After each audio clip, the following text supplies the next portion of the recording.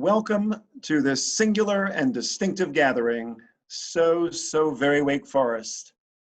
As a first-year student at this wonderful institution, I remember meeting during homecoming informally with a group of alumni absorbing local wisdom, when the conversation turned, as it so often does, to Provost Ed Wilson. Take every class he teaches during your time here, one alumnus advised me. Visit him in Ronaldo Hall, an alumnus chimed in, to hear amazing personal histories of Wake Forest. And then, and I remember it like it was yesterday, a third alumna who'd been on the original campus during her time here said, attend every funeral of a Wake Forester where Dr. Wilson is giving the eulogy. You'll remember it forever, and you'll want him to do your eulogy. The advice struck me as odd and possibly a little morbid, but I took it. And I had the incomparable honor over the years of hearing Dr. Wilson deliver several of the eulogies collected in this magisterial book, including two of my former Wake Forest teachers, Dr. Donald Schoonmaker and Dr. Maya Angelou. This book, so beautifully titled and produced, will be required reading for generations of Wake Forest students, and of course of our alumni and all who come to love this institution. The words are incomparably put together, delivered again. It's a joy to have been there in person, but it's such a magical collection and such a significant piece of this institution's history, yes, but more important, of its heart. I'm now so thrilled to introduce Dr. Wilson himself, along with Tanya Zanich-Belcher, who's director of special collections at our incomparable ZSR library and university archivist. She's been here at Wake Forest with us since 2013. Dr. Wilson and Dr. Zanich-Belcher, take it away. Thank you, Rogan. And thank you, Dr. Wilson, for joining us today. I'm anxious to hear more about your new book, Songs of Wake Forest. So my first question to you is, what inspired you to create this book? Well, the idea really came from Catherine Burroughs. Catherine was a student of mine in English, and she subsequently got a PhD herself and is a fine scholar. And she suggested to me that it might be good to have a book of eulogies because I had delivered a fair number. And we talked about that and decided that eulogies might be too formal a word. And what we would have instead would be a book of tributes.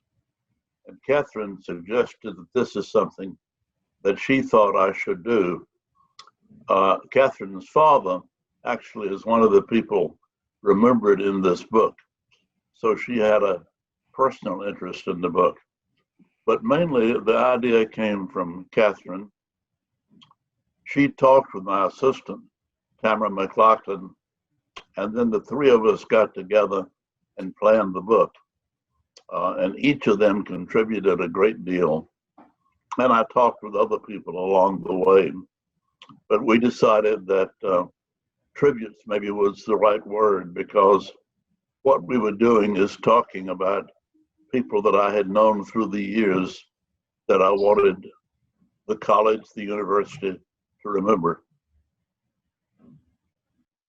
And another question, how did you choose the title? Well, mainly because eulogies seemed too formal a word and too churchly of itself, and suggested more the kind of setting where eulogies are given. And I knew that some of the so-called eulogies I wanted to give and that I had given were in non-churchly settings and ought to be more encompassing than that. And the word tribute seemed like the right word. When you review those that you've included in Songs of Wake Forest, what characteristics do they share or do they have in common? Well, of course, I think what they have in common is a strong connection to Wake Forest.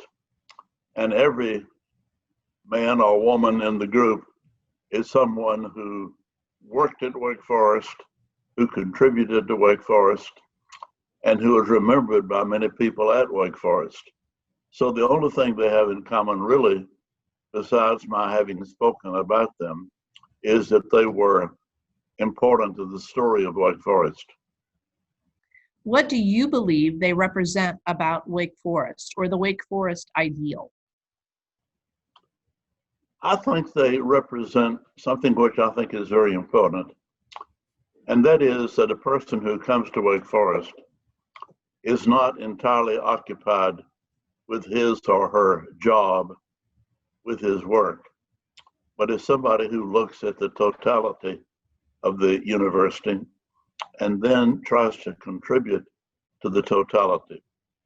So the people that I have talked about are people who, in their own way, wanted Wake Forest to become strong, not just in the area in which they worked, but in whatever they did on or off the campus.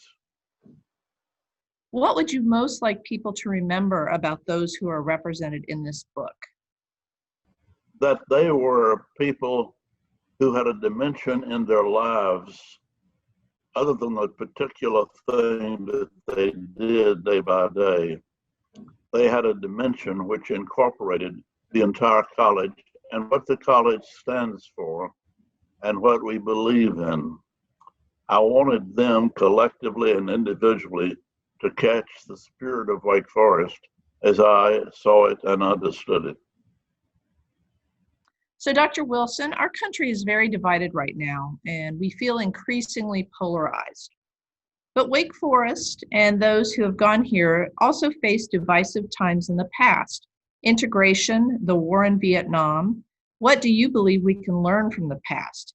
How did Wake Forest remain a cohesive community while allowing for different points of view?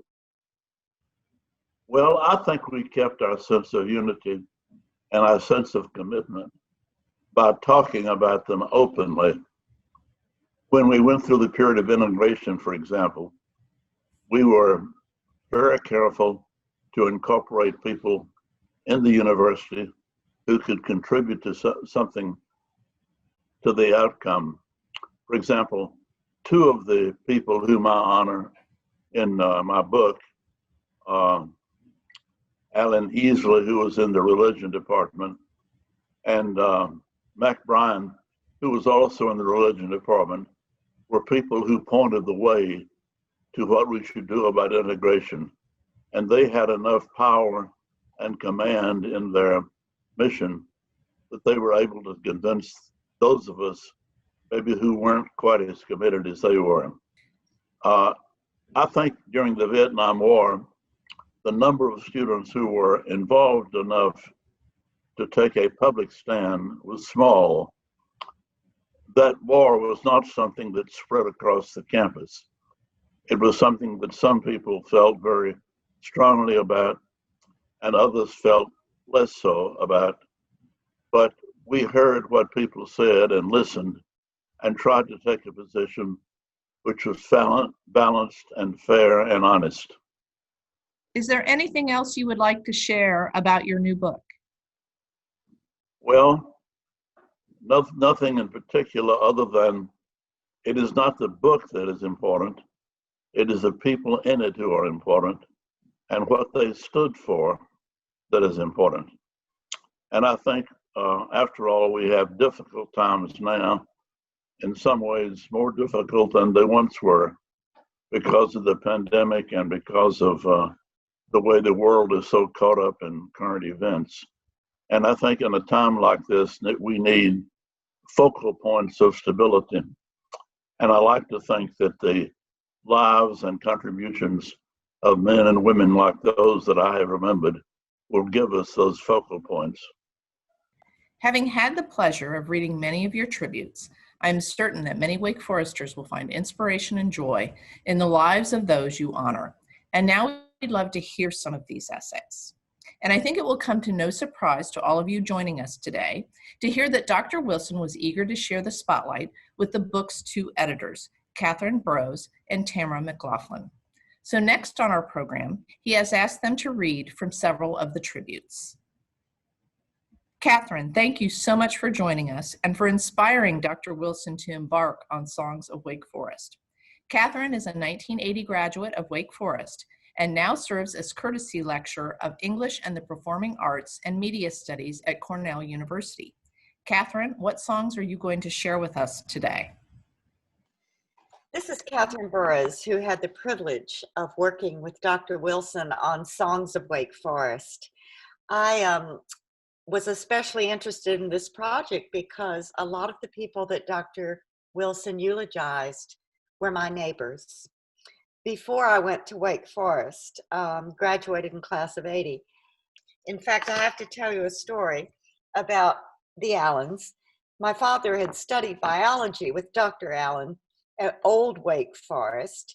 And one of the things that we always thought of was Dr. Allen was extremely talented and everything he did was meticulous, but he had a fence between our house on Faculty Drive and his. And my sister and I used to treat that fence as a riding post.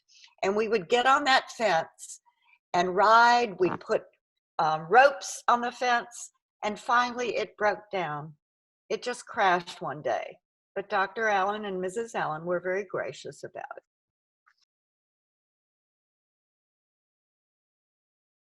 Charles Allen, alumnus, biology faculty. Charlie Allen displayed a versatility so pronounced and so rare that legend based on fact, has many times labeled him a Renaissance man. And his long career at Wake Forest only enlarged and intensified our awareness of how much he deserved that title. I never took a biology course and must therefore keep my silence on that subject.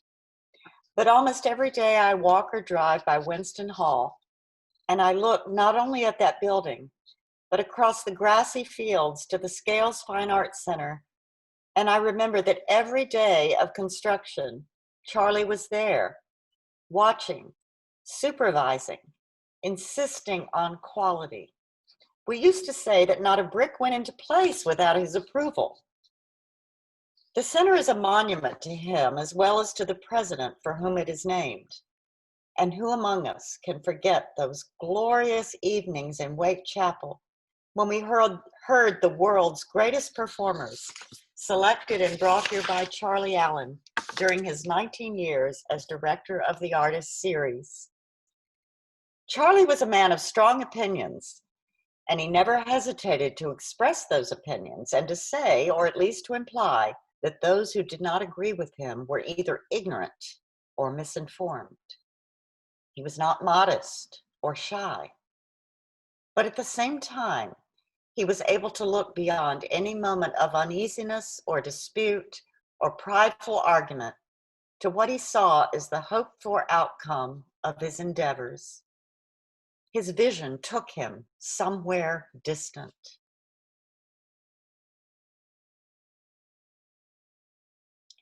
I've had the privilege of knowing the Gokhles in later years.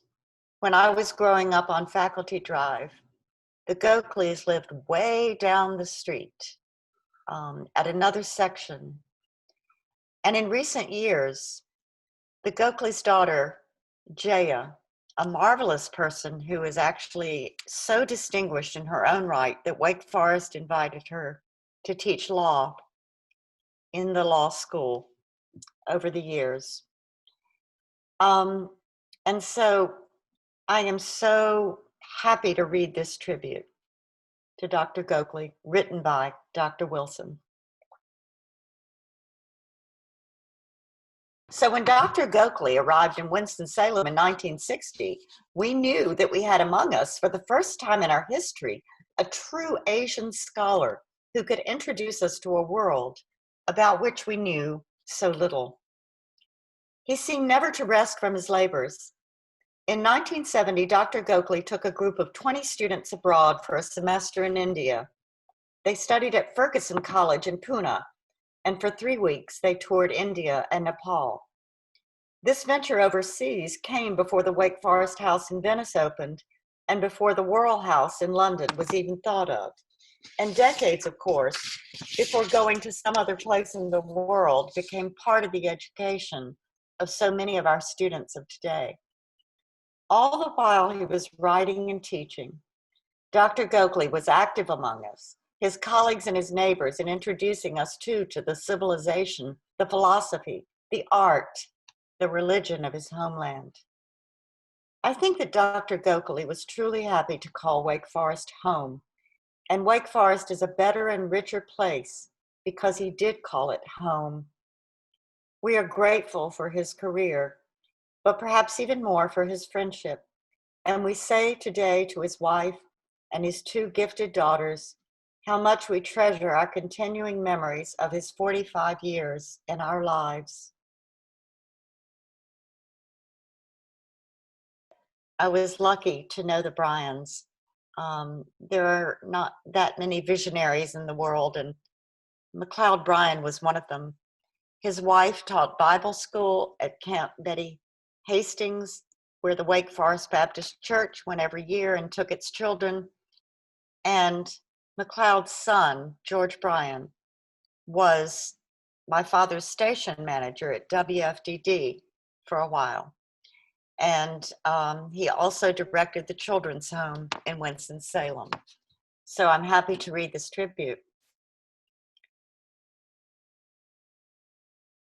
I can't say what might have impelled Mac to become, almost from the first, Wake Forest's acknowledged spokesman for the liberal causes of his lifetime. There were doubtless many of his colleagues who agreed with his principles and his goals, but most of us held back. Lest I seem to be critical only of others, let me admit that I, for one, was cautious, careful, privately admiring Mac Bryan and supporting him behind the scenes, but not joining him on some platform or in some assembly where, as was often the case, he stood alone. But Mac did not wait for approval from either faculty or administration. Wherever there was a cause he believed in, his voice could be heard. During every stage of the civil rights movement, in opposition to the war in Vietnam, in support of the impeachment of Richard Nixon, in defense of a young professor who had been denied tenure. I like using the word rejoice because it reminds me that Mac was almost always joyful. He could be somber, of course, but a smile, if not always there, was lurking to be noticed. And I hope that in recent years, he could look at his alma mater and at his friends and colleagues and know that on the central issues of social justice, he was right. And I hope also that he realized in his later years that Wake Forest is a far better place, more open, more diverse, more inclusive, more willing to embrace the world, because he brought to his lifelong and prophetic mission knowledge, commitment, courage, hope, and joy.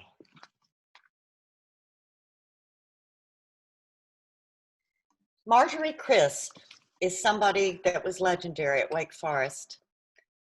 Before Title IX, she made sure that the women of Wake Forest got a chance to explore their athletic gifts. And while I did not know her in the sense of being able to ever work with her, I know that in later years, my mother, Jean Burroughs, my father was Dr. Julian Burroughs, who taught radio, TV, film, was able to work with Marge in golf. So I want to read this tribute to Marge Crisp. Wake Forest had been coeducational for only 5 years when Marge Crisp arrived in 1947 to become the first instructor in physical education for women. Only about 17% of the student body was female, and Marge, I guess, taught and knew them all. In 1967, she became Director of Physical Education for Women, and in 1971, she was named Director of Women's Athletics, again, a first in Wake Forest history. Advances were slow in coming, money was scarce, and men's programs quickly swallowed up whatever funds were available. But Marge persevered. She was good at waiting. She never stopped pushing. She never gave up. But she was tactful and diplomatic, and her talents and her graciousness and goodwill in using her talents were destined, year by year, to bring her success. Marge Crisp was such a pioneer. She could look today at women's athletics at Wake Forest and say, "It is good." And we, who are her friends, can say back to her, "You were the first among those who made it so." Thank you again, Catherine. And now I'd like to welcome the other co-editor, Tamara McLaughlin, who spent quite a bit of time gathering photographs from special collections and archives. Tamara is a 1999 graduate of Wake Forest and has had the pleasure of working with Dr. Wilson for many years. She now serves as the Business and Communications Manager for the Wellbeing Collaborative at Wake Forest, a national initiative to assess and improve well-being in higher education. Tamara, what tributes would you like to share with us today? Well, thank you, Tanya. And as we celebrate the project's completion, before I move to the tributes, I just want to take time to say how grateful I am to your team in Special Collections and Archives, who patiently pulled and scanned countless files for me as I poured through biographical collections and Howler yearbooks and the university's photo collections over the last 2 years. So it is a great tribute to their work as well that we've been able to produce this and pull this together. In the course of working on the project with Dr. Wilson, I have been introduced to the stories of many Wake Foresters whom I wish I had known, but the two excerpts that I'm going to read today are for Ed Chrisman and Bill Starling, both of whom were here in active roles at the university when I arrived as a freshman in 1995. Ed Chrisman was one of the first people that I met at Wake Forest. He was organizing preschool, and I came to the campus ministries retreat as a freshman before school ever started, and then had the pleasure of working with him over the years. I was in several of the plays that he participated in that James Dotting directed, and when Dr. Wilson says in his eulogies that Ed was a chaplain for all, I certainly felt that, and my fellow students felt that as well.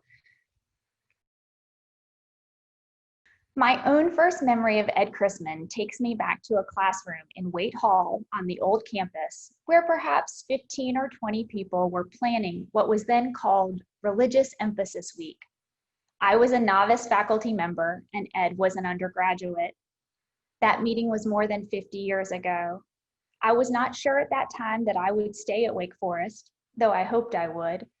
And I could not have foreseen that after many wanderings and many years of absence, Ed would come back, also to stay. But I knew that Ed was destined to become a star. Since 1969, as chaplain of Wake Forest University, Ed has been that star, a star in one of the longest running shows Wake Forest has produced. Ed, of course, is a Baptist, and if I may say so, in the best sense of that sometimes exalted and sometimes maligned word. And he has ministered in a brotherly way to the Baptist Student Union, to petite scholars, and to others who live within the oldest of Wake Forest religious families. But he has been a chaplain to everybody, to those of other faiths, to those of no faith, and to those on the road somewhere. And I have known and still known students and professors disposed not to like, certainly not to accept, chaplains in general, who have nonetheless found in Ed Chrisman a friend whom they could respect and honor and trust. They know that he loves them, whoever they are, or whatever they believe. Bill Starling was Dean of Admissions when I was at Wake Forest. And one of the things that I love about this tribute is that Dr. Wilson begins with the very personal, but then he broadens it to the very universal. He talks about how we can honor Bill's legacy And the words that he says are both true of Bill as of all the other Wake Foresters included in this book. Bill was more than smart or talented. He did not parade his intellect or lead by commandment. Rather, he had a quiet confidence that he could do what had to be done, and that confidence never left him. He was shrewd in his judgments and fair in giving voice to them, and in his work and in his life, he was incorruptible. He knew who he was, and that self-knowledge gave him the strength to succeed, and in William Faulkner's great words, to endure and prevail. We will not honor Bill if today we praise him and tomorrow we forsake his legacy. We too, like Bill, must have faith. Faith in our calling and in the useful possibilities of every day and every conversation. And we must have hope for the young, however unpromising or immature they might be. And every decision we make about another human being must, if possible, be sprinkled by love. For faith is more important than rank, and hope is more important than statistics, and love is more important than achievement.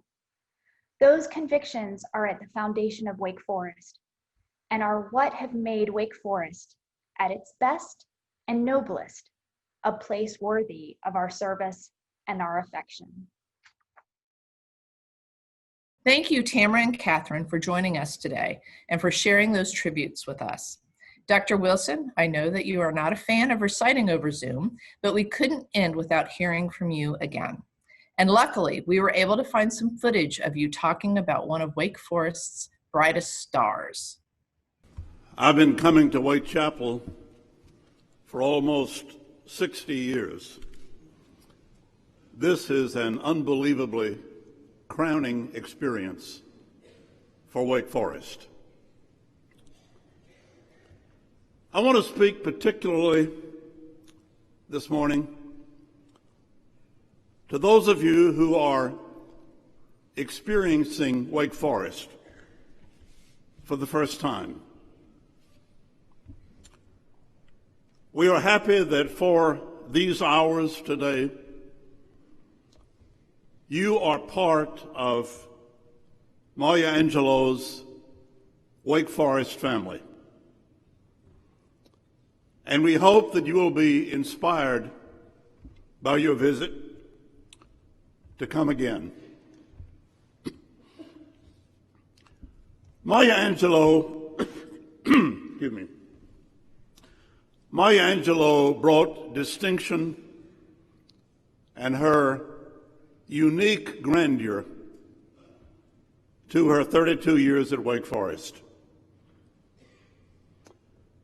But in a quieter way, she was for us, perhaps first of all, an always generous neighbor and friend, responding to every request for a speech, an interview, or a conversation with someone who wanted to meet her. We know that Maya Angelou belonged to America. And indeed, she belonged to the world. But we like to think that in a very special way, she belonged first, after her family, to Wake Forest. We were grateful that on the day after she received from President Obama the Presidential Medal of Freedom, she proudly said to a Washington audience, "I am a Wake Forest woman." And she added, "You can't beat that."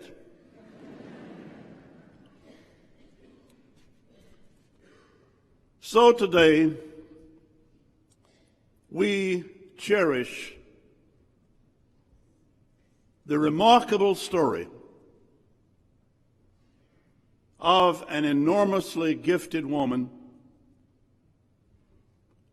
who would have been welcome anywhere in the land, but who chose, I think, because somehow she knew that besides honoring her, we would love her. And we wanted her as a companion. She chose, against all normal expectations, she chose to come to this Southern university and make it her home for the rest of her life. At Wake Forest, she found a new career. I'm not a writer who teaches, she said. I am a teacher who writes. And until the last day, she continued to write and always to teach and always to bless us with her indomitable presence. So Maya Angelou has become part of the history and the fabric of Wake Forest University. Dazzlingly and forever. Thank you. That was beautiful. Thank you, Dr. Wilson, for creating these beautiful songs. And we'd also like to thank you and Provost Kirsch for your generous decision to donate the proceeds of this book to the ZSR Library. We know ZSR is near and dear to your heart, but can you talk a little bit more about why all libraries are important and what they bring to our lives? Well, my experience with the libraries goes back to when I was a teenage boy. There was a public library in my hometown of Leakesville, one of the few places anyone could go to look at books or to read books or to borrow books. And I used to go there every few days, a walk of about a mile, and sit and read whatever books I could pick up, and would sometimes take some of them home. But mainly I discovered the thrill of looking at books on shelves and picking some books that I'd never heard of before and borrowing them and reading them and trying to get something valuable out of them. But this little Rockingham County Library was very important to me in my growing up years, and I treasure my memories of the library. And then, of course, after I left home and went to college at Wake Forest, I transferred that love of libraries from the little library in Leakesville's Parade to the much larger library at Wake Forest. And at Wake Forest, I found out that the library was the place to read and linger. And I've loved the Wake Forest Library ever since. Do you have a favorite memory of ZSR Library? Well, I don't have a favorite memory. I have many memories. One early memory I have is of seeing Dr. George Pascal doing the research for and writing the first volume of the history of Wake Forest. He was working almost alone. He had very little help, but he came up to the library and lingered there sometimes, it seemed almost all day. trying to find out what he needed in the library to put in the first volume of our history. And that still is a standard volume for those early years of Wake Forest. And then ultimately, as you know, my office was in the library. And so my office and the library are just glued together like part of the same world. And it was so good if I needed something in the library, simply to leave where I sat at my desk and go and find it. I like looking for things myself more than going to the desk and asking for something. Okay, Dr. Wilson, here's a very hard question. If you were on a deserted island and could only bring one book, which book would it be? You know, I suppose when a person gets a question like that, he is tempted to say the plays of Shakespeare. And certainly it would be hard to beat the plays of Shakespeare. But if I had to take one book, which was my personal possession, I would take the poems of William Butler Yeats, my favorite poet, and in a sense, my favorite writer. And I never tire of reading to myself or reading out loud the poems of Yeats, who I think is incomparable in his understanding of life as it is lived by people like us. Dr. Wilson, through the years, you've taught many Wake Forest students about Yeats, and what do you think was most important for them to learn? Well, my favorite part was in seeing some of the students come to the same appreciation of Yeats that I had. I was drawn to Yeats in a very strong way because when I began teaching, I taught the English Romantic poets, Wordsworth, Coleridge, Byron, Keats, Shelley, all of whom I love. But I wanted another course to sort of fill out the year. And it was only at that time, this would have been in the 1950s and 60s, it was only at that time that Yeats was coming into his own. For example, when I was a graduate student at Harvard in the 1940s, there was no course offering Yeats. But in the post-war years, he became very evident, and I wanted to grab hold of that poet and claim I tried to do that. And I have loved Yeats ever since. Dr. Wilson, there is no one who reads Yeats quite like you do, which is why we tracked down this beautiful recording.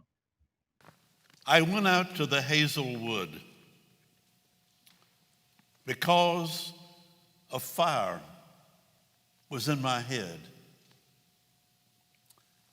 and cut and peeled a hazel wand and hooked a berry to a thread.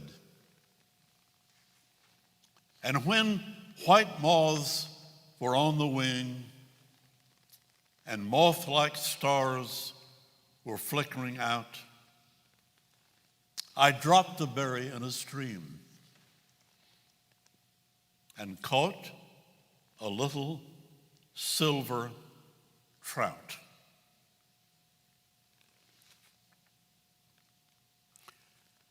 When I had laid it on the floor, I went to blow the fire aflame.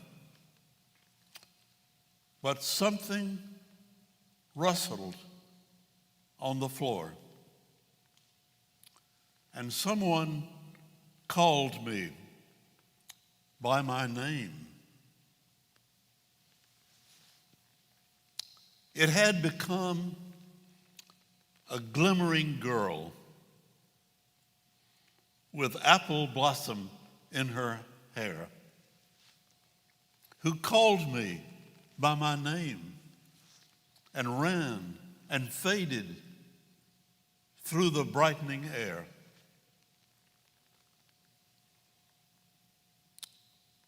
Though I am old with wandering through hollow lands and hilly lands. I will find out where she has gone and kiss her lips and touch her hands and walk among long dappled grass and pluck till time and times are done. The silver apples of the moon, the golden apples of the sun. Thanks to W.D.B. Yeats.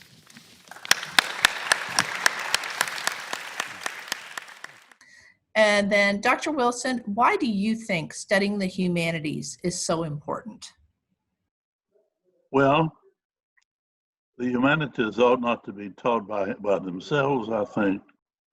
But at the same time, when you think about a university and its nature, the fact that it is lived in by young people between the late 18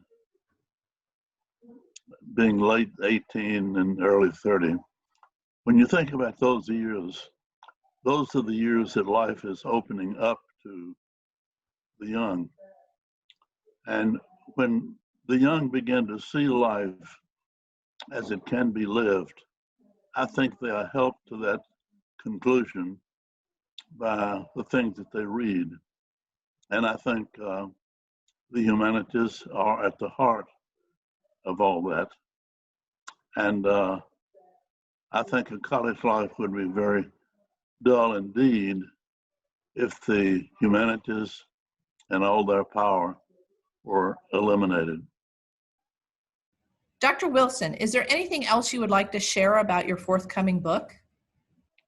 I would like to say that there are 2 or 3 people at Wake Forest whom I admired very much, and I was asked to speak at their funerals, and I was not able to go because I had an unavoidable conflict, and therefore those people are not in the book.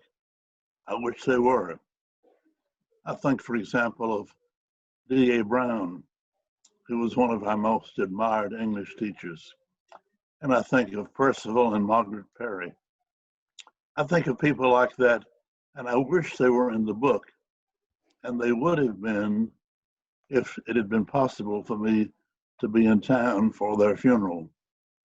But since that was not possible, I like to toss this little bouquet to them, and there are others whom I admired so much and would like to pay tribute to. Thank you so much, Dr. Wilson, for talking with us today and for this chance to honor and remember all the wonderful men and women that shaped our beloved Wake Forest. And speaking of people who have shaped Wake Forest, you are certainly one of those. Over the last several months, I've had the pleasure of working with Dr. Wilson and Emily on an initial review of materials to be added to the Wilson collection here in ZSR's Special Collections and Archives. We already have some wonderful recordings of Dr. Wilson talking about Wake Forest, and even some of him reading Advent poetry and talking about his experiences in World War II. These are all available online and available to the public. We will be sharing the links with you in the chat, and we'll also email them to you. I've also had the pleasure of working on this project with Dr. Dickie Newsom from the ZSR Board of Visitors and Professor Jane Crosthwaite, exploring ideas for expanding this collection and making it more widely available to the public. As we were talking about both the collection and Dr. Wilson's book, we began thinking about why the tributes are so powerful. The way he weaves together personal details with professional accomplishments to create a complete picture of each individual. These are the details that you don't find in official biographies or written histories, but this is what brings history alive. We realized that what was missing from the Wilson collection was the personal, the very thing that makes his tributes so powerful. I've asked Dickie and Jane to join me today to take the first step in changing that. First, let me introduce Dr. Dickie Newsom. Dickey graduated from Wake Forest in the class of 1958. After medical school, he joined the Medical College of Virginia, now VCU School of Medicine, as a surgical intern in 1962. In 1970, he joined the faculty in the VCU Department of Surgery. Dickey served as vice chair of the surgery department for 21 years and went on to serve as chair of the Division of General and Trauma Surgery, chief of medical staff at MCV Hospitals, senior associate dean of the School of Medicine, and then dean. Dickey retired as dean, then served the university another 5 years as director of the Center for Mediterranean Studies.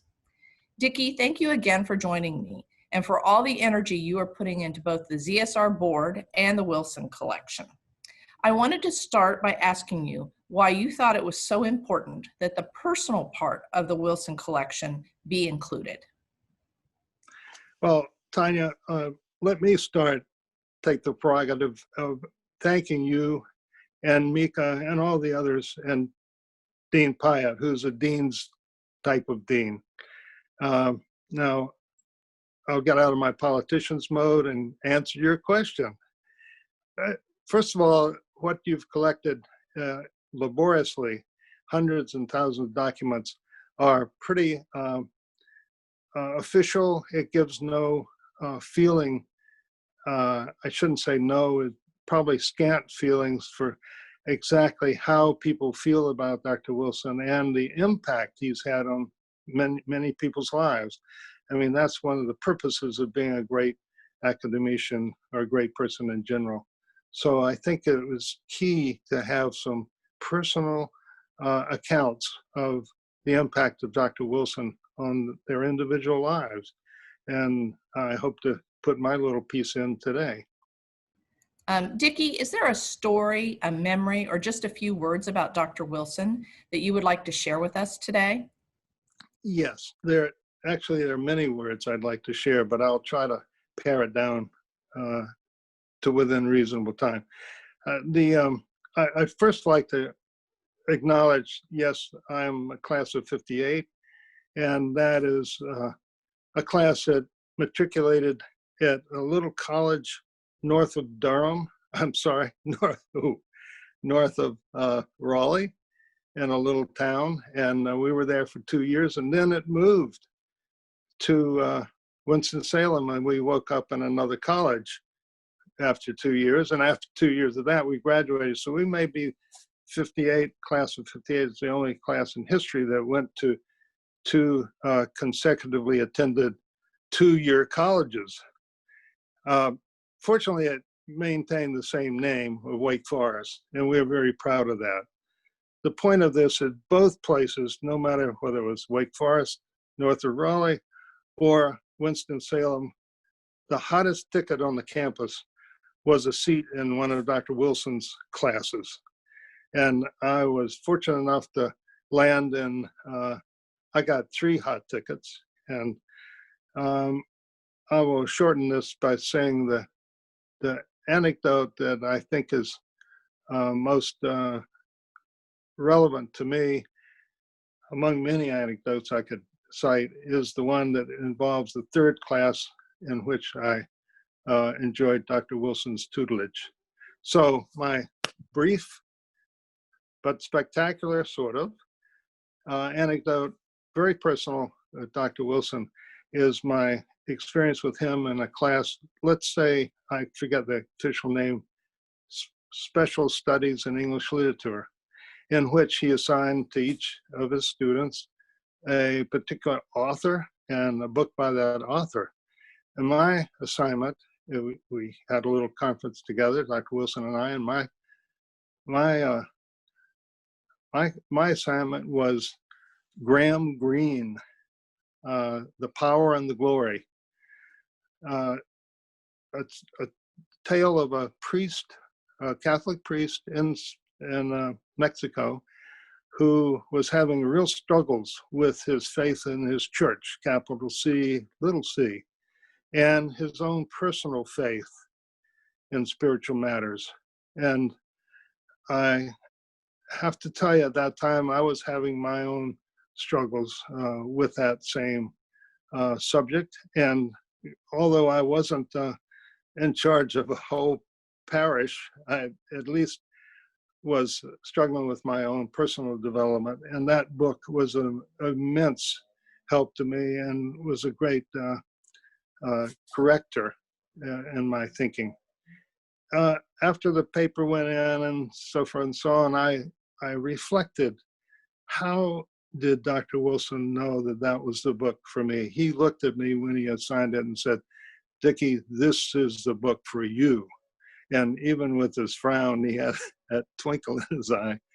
And I realized that he characteristically, he is so aware of people around him, and he practices mindfulness, which is a trendy thing these days.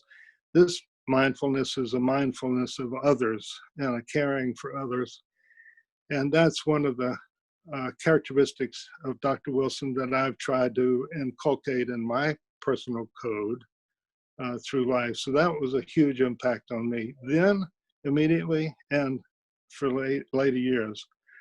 I'd like to double back. The other impact he had was he introduced me to a whole host of companions that stayed with me the rest of their life. People you may have heard of, Keats and Shelley and Wordsworth. George Eliot, I guess, is my favorite, and a whole host of others have been companions for life with me and have been wonderful. And that's another impact. There are many, many. I learned integrity, wisdom, brilliance, and humility. You don't use those two words together in a sentence with many people to describe them, humility and brilliance. So to the hundreds, probably thousands of alums who feel the way I do about Dr. Wilson, I'll say, let's raise an air glass, an imaginary glass of the finest red, ruddy Rhenish filled to the brim as a toast to Mr. Wake Forest. We love you, Dr. Wilson, and we owe you so much. Thank you. And that is my brief, but hopefully spectacular personal anecdote of Dr. Wilson. Thank you. Dickie, thank you so much for sharing that with us. And I'll add that all of us at ZSR think that you are always spectacular. And Jane, I thank you for joining us as well. Jane Crosthwaite is Professor Emeritus of Religion at Mount Holyoke. She received her bachelor's degree from Wake Forest University and her PhD from Duke. She is one of the founding members of the Women's Studies program at Mount Holyoke and teaches courses in women in American religious history and ethics. Her scholarly work is on the Shakers, and she has a book of collected essays coming out early next year. In addition to graduating from Wake, Jane served here as the Assistant Dean of Women for 2 years, where she worked closely with Dr. Wilson, who was then Dean, and she was also the first woman to teach in the philosophy department. Jane also served on Wake's Board of Visitors for many years. Jane, would you be willing to share your Ed Wilson story with us? First, I would like to thank the library people for all the work that they've done to set up this opportunity for us to hear from Ed and his new book, and also probably to bring into focus a whole lot of friends of Ed that many of us want to see as much as Ed wants to see them. We would like to be all together. If we could, that would be best. But let me tell you, or perhaps let me sing you my song for Ed Wilson. To tell the story of Ed Wilson and Jane Freeman Crosthwaite is to take us back way to the old campus. A rush of students are running around the gymnasium on the old campus, trying to register for the first semester. I have been told that I have to take an English class and that I should take that class with someone named Professor Wilson. Now, the trick was to find the English table in this great gymnasium rush of people and students and faculty and academic dreams. I did finally find that table, and I thrust my papers into the hand of some unknown teacher sitting there and said, "I need an English class with Wilson." Of course, you know the story there. You can guess it. Ed Wilson said, "I think you must be looking for me." Turns out I was signing up for a lifelong class with Ed Wilson, a lifelong class in learning, reading, thinking, and friendship. Ed was a kind person to me during my college years, and he finally recommended me for a wonderful graduate study program, giving me a scholarship that allowed me to pursue my PhD. Then he invited me back to Wake Forest to work with him when he was setting up the dean's office, and I was to be the new assistant dean of women. I learned two things about Ed Wilson as I worked with him in those years in the dean's office. One was that a good dean's office cares about individual students. We talked about individual students all the time. Our job was to educate, and we spent a lot of time trying to extricate students from the problems they had gotten themselves into. We were not there to punish. The second thing I learned about Ed Wilson during this time is that he is really a sucker for a very good, fresh, homemade pound cake. Our colleague, Jean Owen, who was in fact the acting dean of women, kept our office supplied with fresh pound cake. A lure, I think she knew what she was doing. But all the men down the hall, led by Ed Wilson, would come into our office as often as they possibly could for what they called consultations. But really, we sat around and ate cake and worried about our students and talked about how to do the jobs that were at hand. Certainly, we learned that Ed Wilson's style of administrative work is truly to consult, not to administer, whatever that might be. But we kept him mellow as we could, and the cake allowed him to do what Ed Wilson does best, which is to ask provocative questions and to listen. Over the years, after I left Wake Forest to go and teach on other campuses, and as Ed rose very high in the administration, I would return to campus to visit with Ed and Emily. Now, with all due respect to the Romantic poets, Ed, Emily, Herring Wilson, and I would sit around and talk about Emily Dickinson. Dickinson loved the Romantic poets, but Emily and I loved Emily Dickinson. At the same time, of course, Ed and I would gossip about the people we knew on campus, and we would catch up on recent academic trends in our most official and formal way. I would also, while I was on campus, pause reverently before that big portrait, formal portrait of Edwin Graves Wilson that rests in the library. But I would also then pause to talk to Ed irreverently and to ask him what the hell a provost does on a campus. And I was an academic. I never got the answer to that provost's question. But I knew what Ed Wilson did. He worked his tail off to turn students into thinking and caring people. I remember the day that I became more than just a student and became much more challenged. There we were on the new campus this time, and Ed and I ran into each other, of course, in the library as we roamed around those wonderful old card catalog cabinets. And Ed said to me, "Hi, Jane, what are you looking for? What are you researching?" At that very moment, I stopped being just a student. I was no longer Miss Freeman, student number XXOO. I knew that Ed Wilson knew who I was and was interested in what I was doing. I knew that I had to be challenged. I had to meet his challenges, but I was also, interestingly enough, supposed to challenge him. And this is precisely who Ed Wilson is. an erstwhile provost, I would say, but a born teacher.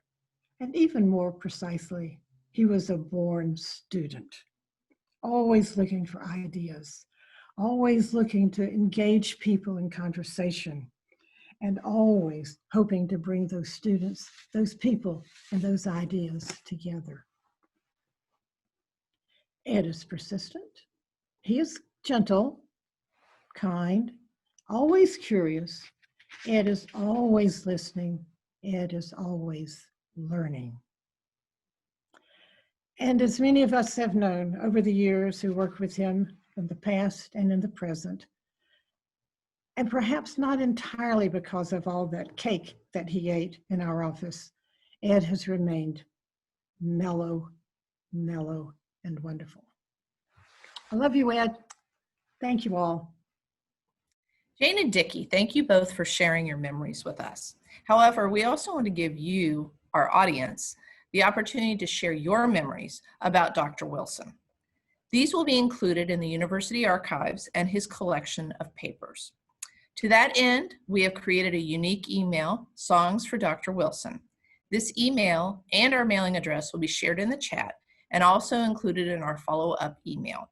We invite you to send us stories about your time at Wake Forest, a connection with Dr. Wilson, or how you think Dr. Wilson has impacted Wake Forest. Photographs, pictures, poetry, music, all is welcome. These will become part of our permanent collections for the history of Wake Forest and will be available for all who come to visit us. We look forward to hearing from you. As Dean of the Z. Smith & Reynolds Library, I want to thank Provost Kirsch and Dr. Wilson for making the library part of this wonderful book. ZSR is home to the Wilson Wing, and we have been fortunate to have Dr. Wilson work with us in ZSR for many years. We all know how much you love the library, and I hope you know that feeling is mutual. I also want to thank Tanya for her work on both the Wilson Collection and this event. I greatly appreciate your leadership of Special Collections and Archives. And I want to thank Dr. Newsom and Professor Crosswaith for inspiring and encouraging and supporting this work. Additional thanks goes to all the members of the ZSR Library Board of Visitors whose dedication to the library and support of our work allows us to inspire learning, advance knowledge, and build community here at Wake Forest University and beyond. And finally, my sincere thanks to Barry Davis, whose film expertise made this event possible. I know that many of you are now eager to read Songs of Wake Forest for yourselves. We are putting the order link in the chat, and it will be sent in a follow-up email. Thanks to all of you who have joined us for this virtual event. I look forward to the day when we can celebrate in person at the library.